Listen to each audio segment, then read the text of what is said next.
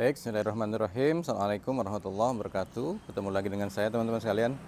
Kali ini saya akan memberikan penjelasan bagaimana saya aiming target atau membidik target ya. Jadi ada beberapa teknik membidik ya teman-teman sekalian. Saya menggunakan sisi busur. Jadi ini busur saya. Saya menggunakan sisi busur. Ya, ada juga yang on point ya, ada juga yang pakai insting. Ya teman-teman sekalian ya, kalau insting dia karena kebiasaan ya, dia tidak punya patokan karena kebiasaan saja. Dia ada target panah gitu kan, seperti kita misalkan zaman kita kecil gitu kan, zaman musim mangga gitu kan, kita ambil batu lempar. Nah, itu insting. Insting ya, insting kira-kira disitulah kena gitu kan, itu insting. Dan itu dipelajari secara otodidak ya, jadi harus berlatih demikian banyak.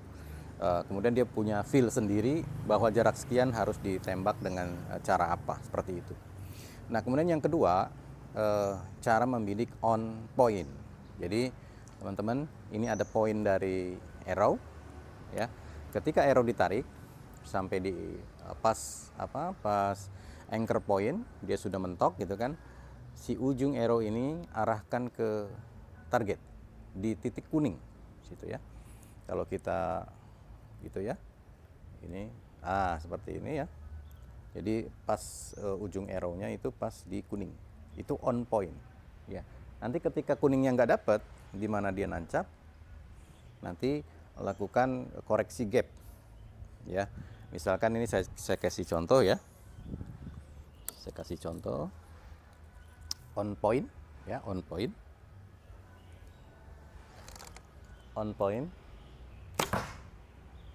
ya. Perhatikan, on point itu nancapnya di lingkaran merah bagian atas.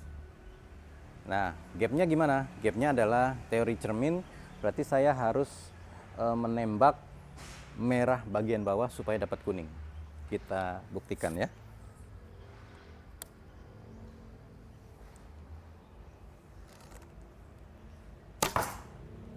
Seperti itu ya. Jadi agak turun, berarti saya nembaknya kurang turun. Kita koreksi lagi jaraknya teman-teman sekalian.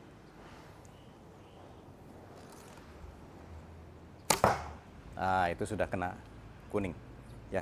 Saya tadi menembak merah di bawah ya, lingkaran merah paling bawah masuk ke kuning ya. Tadi nembak kuning, kenanya merah atas. Oleh karenanya sekarang on pointnya ditembakkan ke merah bagian bawah. Itu on point, tembakan on point ya. Ada juga saya menggunakan sisi busur ya. Jadi teman-teman, di busur itu biasanya kan ada ini, di handle ada lapisan kulit, ini ada garisnya, kemudian di ikatan ini ada garis-garisnya. Ini sebagai patokan kita untuk menembak.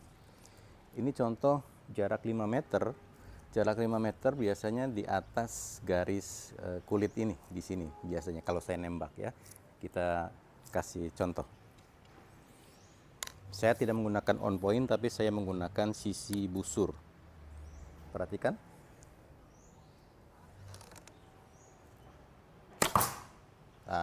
Itu masuk kuning bagian atas. Saya nembak di sini teman-teman. Ya, di garis ini. Jadi berapa? Setengah senti dari batas kulit handle ini, setengah senti di situ. Itu masih agak sedikit tinggi, agak tinggi. Nanti kita turunkan lagi, berarti dia sekitar mungkin 1 senti ya. Kita coba.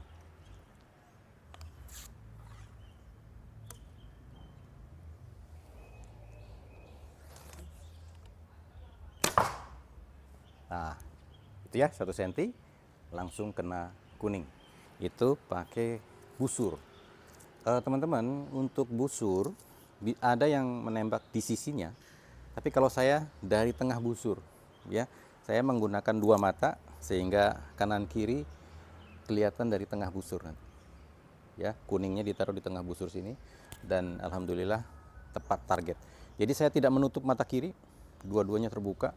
Ya, untuk teori ini teman-teman bisa gunakan, ini ilmu saya pribadi teman-teman ya. Teman-teman bisa contoh. Si arrow itu seperti tangan kita kalau kita nunjuk. Nah, dia lurus ya. Kita kalau nunjuk target, lurus.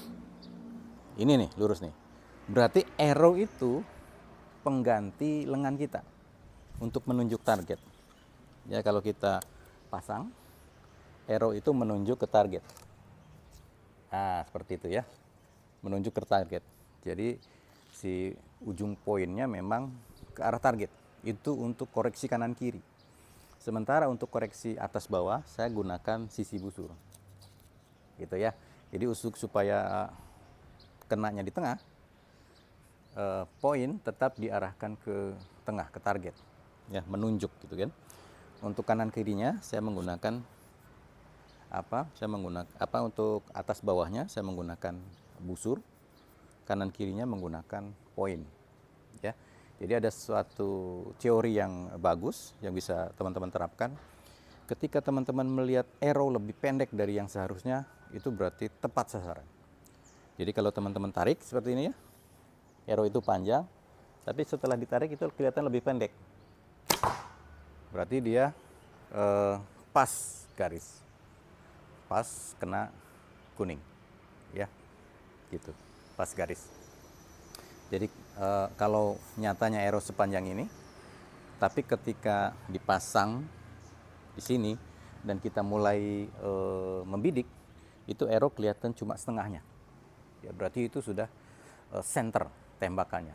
Tinggal nanti koreksi atas bawah. Seperti itu. Itu yang saya lakukan ya teman-teman selanjutnya. Perhatikan ini. Nah, ini kalau seperti ini tegak, itu kan panjang ya. Ini tegak panjang. Mendongak itu kan kelihatan panjang, tapi kalau semakin ke bawah, ini kan kelihatan lebih pendek dari yang seharusnya ya teman-teman ya, lebih pendek. Nah, sini udah tepat target. Itu untuk koreksi kanan kiri. Sementara untuk koreksi atas bawah, saya menggunakan sisi busur. Ya, jadi ada koreksi horizontal dan koreksi vertikal. Dan insya Allah nanti tembakannya akan grouping ya, grouping masuk ke target ya. Seperti itu untuk teknik aiming yang saya gunakan ya. Jadi saya tidak menggunakan on point, tapi saya menggunakan sisi busur ya. Ujung arrow-nya itu untuk koreksi kanan kiri, ujung arrow ini. Nah, untuk koreksi atas bawah saya menggunakan busur. Jadi kalau sudah ketemu atas bawah dan kiri kanan, kenalah dia di tengah. Seperti itu cara saya membidik teman-teman sekalian ya. Ada juga teman-teman barangkali langsung on point, nanti koreksi gap, itu silahkan teman-teman lakukan seperti itu. Atau ada teman-teman, saya mah nggak pernah ngincar Pak, tembak aja. Itu berarti insting ya. Teman-teman harus lakukan beberapa ratus kali tembakan baru dapat instingnya. Pada jarak 10 meter berbeda, pada jarak 20, 30, 40, bahkan 50. Tapi kalau insting itu maksimal nggak sampai 20 meter untuk insting ya. Karena dia biasanya untuk fast shooting atau untuk HBA, untuk naik kuda. Insting itu, tanpa melihat ya. Tapi dia tidak bisa jarak jauh ya. Kalau dia nembak jarak jauh 30, 50, 70, yang pakai insting nggak bakal grouping. Itu dijamin. Dijamin ya, pakai insting. Tapi harus pakai bidikan atau pakai aiming, pakai patokan. Baru dia bisa grouping ya.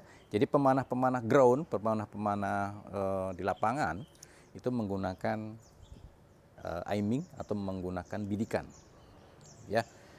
Dia tidak menggunakan aiming. Tidak menggunakan insting. Kalau insting dipakai ketika fast shooting ya, atau HBA, horseback archery, menunggang kuda, itu pakai insting. Nggak bisa dia kalau menunggang kuda diincar dulu, nggak bisa, karena kuda itu larinya cepat, dia langsung tembak. Tapi jaraknya tidak jauh teman-teman ya, jaraknya tidak jauh, 20 meter aja udah koreksinya udah banyak kalau yang insting ya.